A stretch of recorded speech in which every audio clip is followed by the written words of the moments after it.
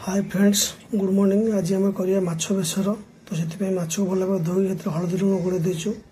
बर्तमान बसिया कड़े टे गरम हो गले तेल सोरिष तेल पकड़ा क्या सोरिष तेल आईंष बास्ना काटी दिए आईंष बास्ना हुए तो तेल भलसे गरम हो गले बर्तमान माछ गुड़ा पकड़ा माछ गुड़ा पकड़ा बेले गैस को सिम कर पड़े तेल छुटी पाए बर्तमान माछ गुड़ से पकईदेव जी कड़े गोटे जगह ही कर पकड़ा माछ कुछ मैंने अपेक्षा करवा अपेक्षा कला देखिए गोटे साइड माछ होगा तो आउ गोटे पट उल्टाई देव गोटे साइड भल होगले उल्टाई देव देखिए मिनट गुड़ी होगला गोटे साइड भी पकईदेव बर्तमान ये साइड से माछ जल्दी बहुत जल्दी ये साइड से भाजले फूल भाजो आईंष बास्ना जमा बर्तमान दी साइड माछ भी होगला तो माछ को काढ़ीदे और अवशिष्ट माछ जहाँ भी अच्छे पकईदे गोटे शुखला जिनस रखीदे प्लेट पर थाली माछ गुड़ा काढ़ी रखीदे तापर अवशिष्ट माछ जहाँ अच्छे सेगुड़ा भी से पकईदे बर्तमान माछ जो कम्प्लीट हो फटाफट सीधा पड़ो कटा माछ दूध नहीं जावाक पड़ो बर्तमान माछ भजा कम्प्लीट तापर कटा जाइए आलू को पकईदे 3टा आलू काटिदेवे पकईदे आलू भलसे भाजीदे बहुत जल्दी तक आलू सीझी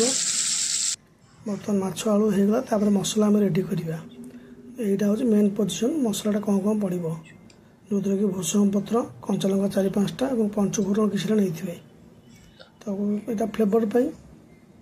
आड कर देखूँ बेटर टेस्ट लगे तापर देखिए मसला ग्राइंडिंग करदे सोरिष टे आगु पानी बतुरे देता शुखला लंका 2टा अदा 2 पाखुड़ 2टा काटिदेवे रसुण पूरा गोटे धनिया पत्र टमाटो एवं पियाज गोटे बर्तमान ग्राइंडिंग प्रस्तुत करवा से आग ग्राइंडर पकईदे सब भलसे पानी फाणी जहाँ भी थोड़ा पकईदे टमाटो शुखला लंका धनिया पत्र आ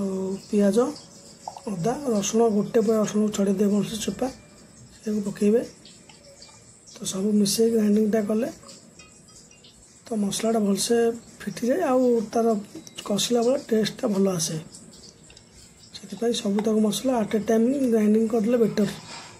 जदि आप अलग अलग करें भी चलो तो से आम कौन करना कि हलदी गुंड पकड़ा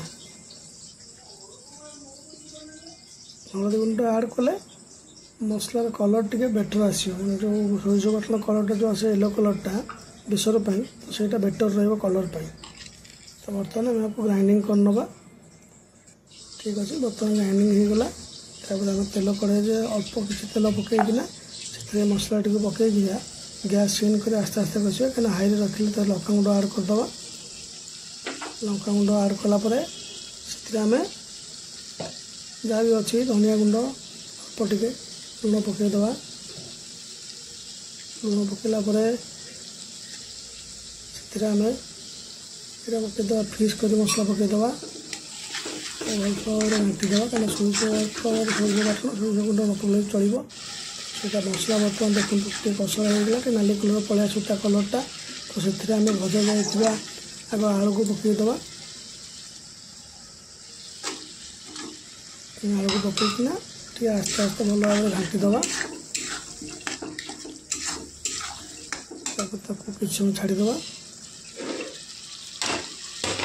से आम कि मात्रा पानी देदे बहुत सहज और सुविधा कर